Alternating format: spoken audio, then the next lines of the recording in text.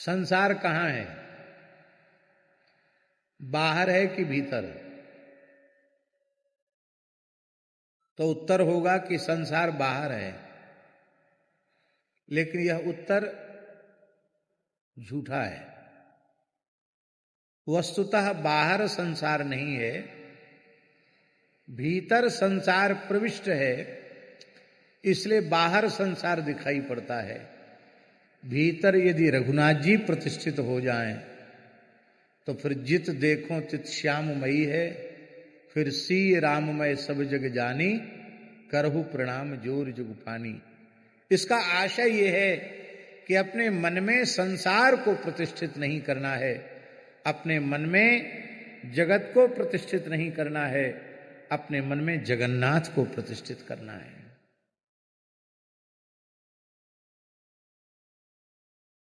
संसार मन में कैसे प्रतिष्ठित होता है? विषयी पुरुषों के कुसंग से, भगवत भागवत चर्चा से विमुख होकर विषय चर्चा करने, सुनने से, देखने से, आंख और कान के मार्ग से संसार प्रवेश करता है। ठीक ऐसे ही जब नेत्रों से गौ, ब्राह्मण, संत, सद्गुरु इनका दर्शन करेंगे, कामदगिरि भगवान का, मंदाकिनी का, चित्रकूट धाम का दर्शन करेंगे, श्री कनक बिहारिणी बिहारी जी का दर्शन करेंगे और कानों से इनकी मंगलमयी नाम रूप लीला का श्रवण करेंगे, तो जिस मार्ग से भीतर संसार घुसा है, इसी मार्ग से, आंख और कान के मार्ग से हमारे श्री रघुनाथ जी भी हृदय में, हृदय सिंहासन पर विराजमान हो जाएंगे। और हृदय सिंहासन पर ये विराजमान हो गए तो बाहर का संसार अपने आप अदृश्य हो जाएगा। भगवान आदि शंकराचार्य जी ने इसी को कहा, ज्ञाते तत्वे कह संसार। तत्व का बोध होने पर संसार नहीं रहता है। ध्यान से मन में स्थिरता आती है। इसलिए गोस्वामी जी के शब्दों में, मनु थिर करी तब शंभु सुजाना, मनु थिर करी तब शंभु सुजाना, लगे करन रघुनायक ध्याना, लगे करन रघुनायक ध्याना, लगे करन रघु नायक ध्याना, लगे करन रघुनायक ध्याना। ध्यान जब अपनी सिद्धावस्था में पहुंचता है तो उस ध्यान की सिद्धावस्था को ही समाधि कहते हैं। इसलिए योग के जो अष्टांग हैं उनमें यम, नियम, आसन, प्राणायाम, प्रत्याहार, धारणा, ध्यान, और ध्यान जब पराकाष्ठा पर पहुंचता है तो ध्यान की पराकाष्ठा को ही समाधि कहते हैं। भगवान शंकर समाधिस्थ हो गए। भगवान श्री राम के स्वरूप का चिंतन करते करते भगवान शिव की समाधि लग गई और उसी समय एक तारकासुर नाम का एक भयंकर असुर उत्पन्न हुआ। उसने अत्यंत कठोर तप करके श्री ब्रह्मा जी से वरदान प्राप्त कर लिया। वो दुष्ट चाहता था कि मैं मरूं ही नहीं। ब्रह्मा जी ने कहा यह तो संभव नहीं है, मेरी भी अपनी आयु के प्रमाण से 100 वर्ष की आयु है, और जब मेरी 100 वर्ष की आयु पूर्ण हो जाती है तो न ये ब्रह्मलोक रहता न मैं रहता, मैं अपने लोक के सहित भगवान में विलीन हो जाता हूं। जब मेरी भी आयु निश्चित है, मैं अजर अमर नहीं हूं, तो मैं अपनी सृष्टि को अजरत्व अमरत्व कैसे दे सकता हूं? ये मेरे पावर की बात नहीं है। मेरे अधिकार क्षेत्र से बाहर है। दुष्ट लोग जो होते हैं ना, मनमोहन शरण जी बड़े चतुर चालाक होते हैं। वो सोचते हैं कि इनको बड़ों को तो भोले भाले, इनको बुद्धू बना देना बहुत सरल काम है, लेकिन वो दूसरे को बुद्धू नहीं बनाते, खुद ही बुद्धू बन जाते हैं। उसने मन में विचार किया कि हम ऐसा कुछ करें कि अजर अमर भी हो जाएं और ब्रह्मा बाबा को पता भी न चले। तो उसने कहा कि शिवजी के शुक्र से जो उत्पन्न उनकी प्रथम संतान है, उससे वध हो, और वो वध भी उस बालक से हो जिसकी आयु केवल 7 दिन की हो। 7 दिन के आयु के बालक के द्वारा शिव शुक्र से उत्पन्न 7 दिन के बालक के द्वारा मेरी मृत्यु हो। वो सोचता था कि 7 दिन का बच्चा तो बोलता भी नहीं, मारेगा क्या किसी को। मान लो शंकर जी के तेज से उत्पन्न भी हो गया तो हमको मारेगा भला क्यों। और शंकर जी के तेज से उत्पन्न ही क्यों होने लगा, क्यों? क्योंकि भगवान शिव उन्होंने सती का त्याग कर दिया और सती जी ने दक्ष की यज्ञाग्नि में अपने शरीर को, योगाग्नि में अपने शरीर को भस्मसात कर दिया।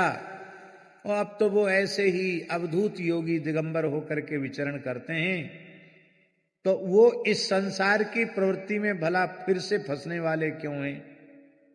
वो फंसेंगे ही नहीं। तो न कभी शिवजी के पुत्र होगा और न मेरी कभी मृत्यु होगी, ऐसा विचार उसने किया।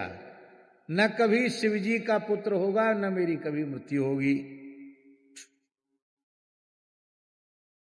भगवान ब्रह्मा की कृपा से उसने अपरिमित शक्तियां प्राप्त की, सारे लोकों को जीत लिया, लोकपालों के ऊपर विजय प्राप्त कर ली। और देवताओं ने ब्रह्मा जी से जाकर दुख निवेदन किया। ब्रह्मा जी सुनकर बड़े रुष्ट हुए। मेरी तपस्या, आराधना, उपासना से प्राप्त मेरी ही शक्ति का इसने घोर दुरुपयोग किया। क्रोध तो ऐसा आया कि मैं तारकासुर को जलाकर भस्म कर दूं। और ब्रह्मा जी समर्थ हैं, वे जलाकर भस्म कर सकते हैं। बहुत ध्यान देकर सुनने की बात है। ये पंक्ति शिव पुराण की है।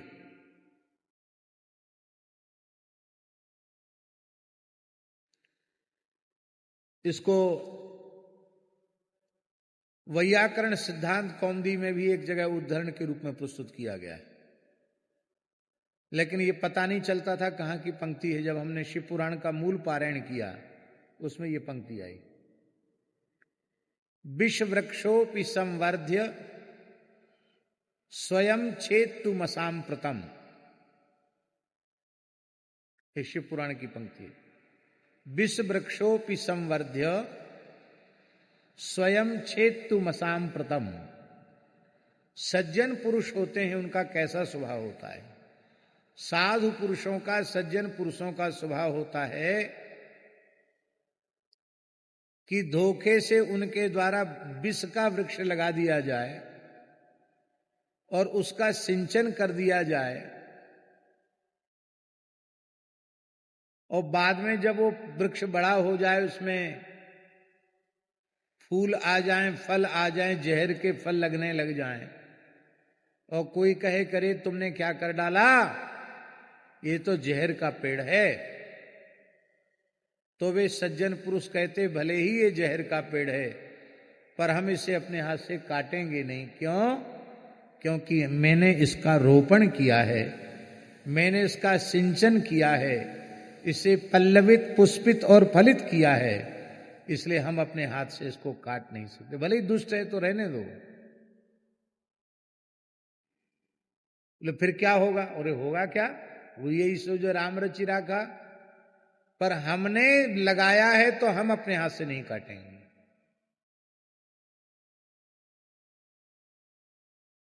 विश्ववृक्षोपि संवर्ध्य स्वयं छेत्तु मसाम्प्रतम। भारतीय सनातन संस्कृति में कितना अद्भुत औदार्य है, कैसी सूक्ष्म दृष्टि है, कैसा सूक्ष्म विचार है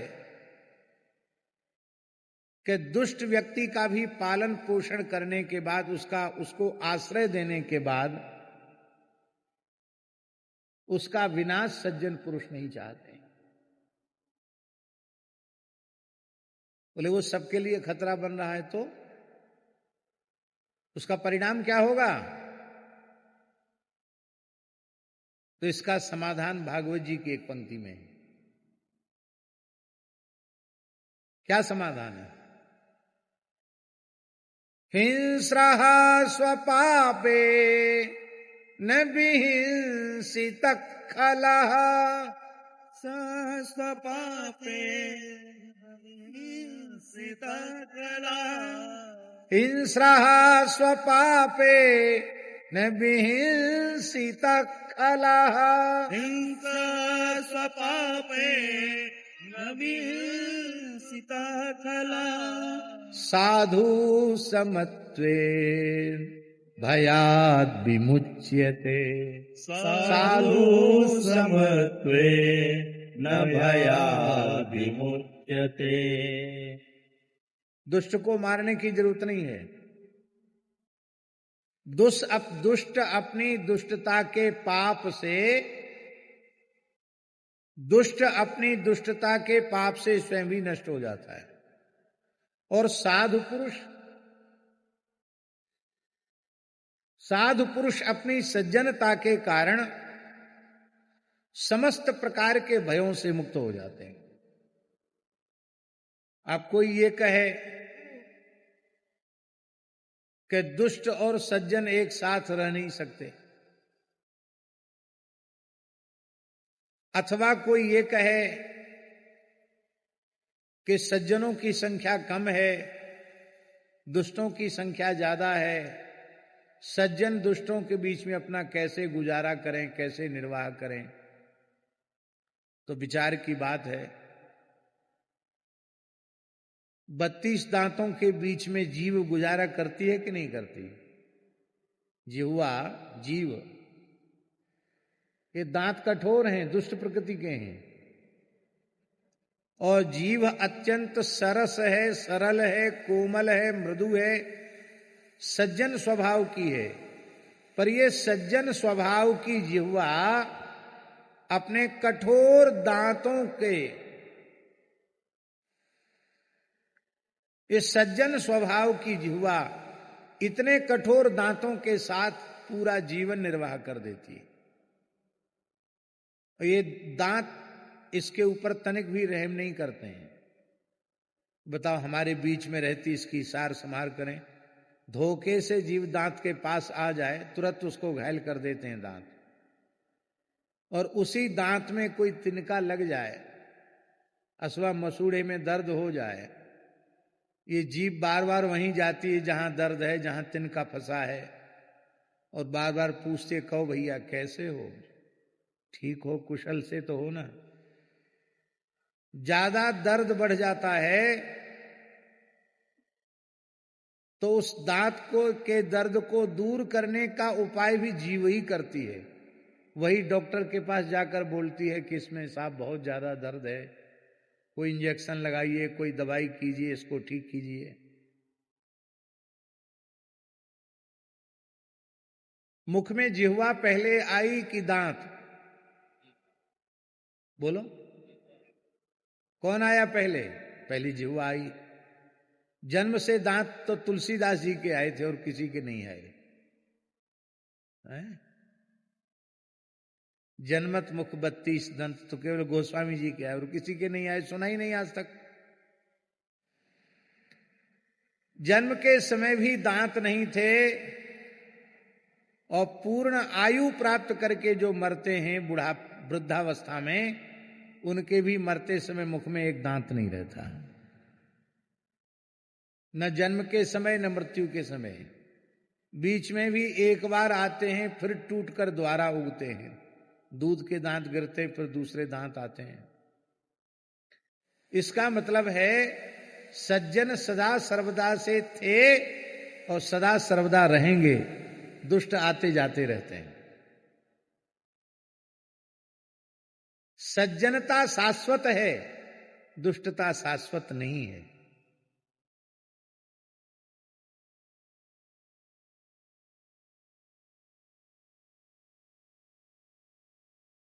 दांत कहते हम जिह्वा के साथ नहीं रह सकते,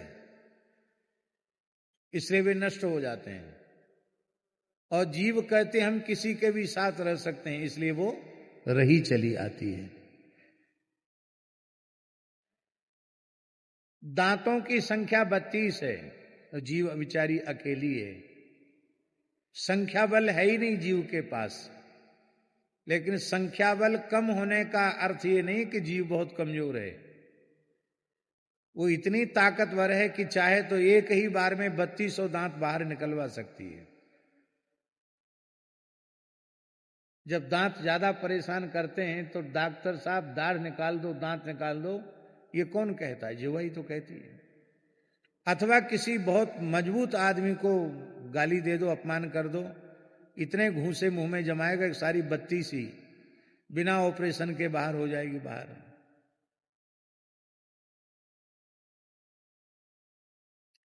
ये बहुत ऊंचा संदेश है।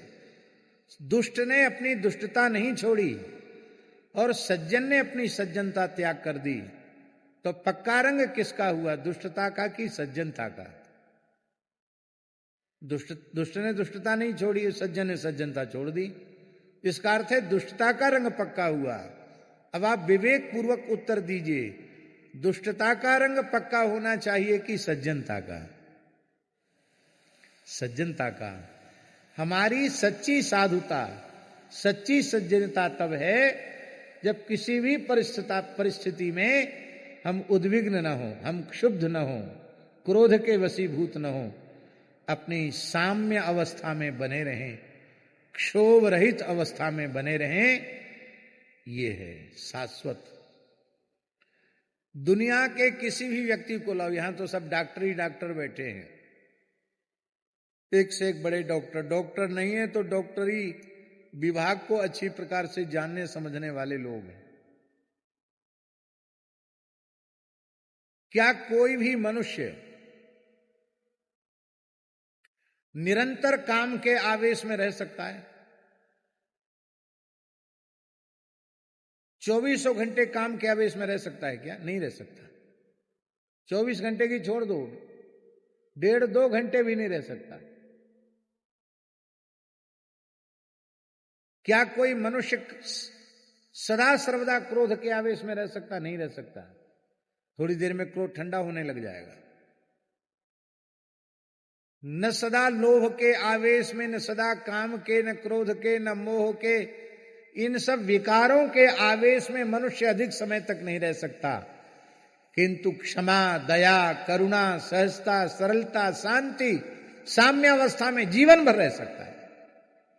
इसलिए हमारी वास्तविक प्रकृति वही है जिसमें हम पूरे जीवन पर्यंत रह सकते हैं, और उसी अपनी प्रकृति में ही रहना चाहिए, अपनी प्रकृति में जीना चाहिए। दुष्टों के भी विनाश का संकल्प नहीं करना चाहिए, दुष्टों का भी अशुभ नहीं चाहना चाहिए। दुष्ट अपनी दुष्टता से स्वयं ही समाप्त हो जाते हैं, और सज्जन पुरुष साधु समत्वेन भयाद विमुच्यते। साधु पुरुष अपनी समता से समस्त प्रकार के भयों से विमुक्त हो जाते हैं। तो ब्रह्मा जी ने कहा, इस पुराण की बात बता रहा हूं, ब्रह्मा जी ने कहा कि मैं तारकासुर को नष्ट कर सकता हूं, लेकिन हे देवताओं, इससे सज्जनता पर कलंक लग जाएगा। सज्जन पुरुष विष वृक्ष का रोपण करके उसको सींच करके बड़ा करने के बाद अपने हाथ से उसको काटते नहीं हैं। इसलिए हम नियति पर छोड़ देते हैं, तुम लोग सहन करो कोई बात नहीं, हम उपाय जरूर बताते हैं। क्या?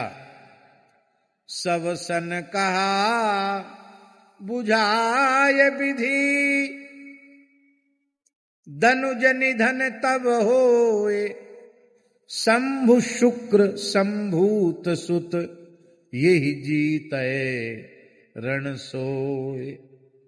भगवान शिव के शुक्र से उत्पन्न पुत्र ही इसका वध कर सकता है। यद्यपि भगवान शंकर की पत्नी सती ने हिमालय नंदिनी के रूप में जन्म ग्रहण कर लिया है और भगवान शिव की प्राप्ति के लिए कठोर तपस्या की है, किंतु भगवान शिव शरीर संसार से अपने मन का सर्वतः उपराम करके समाधि लगाकर बैठ गए हैं। और भोले बाबा की समाधि कब खुलेगी इसका कोई ठिकाना नहीं। कल आप लोगों ने सुना ना,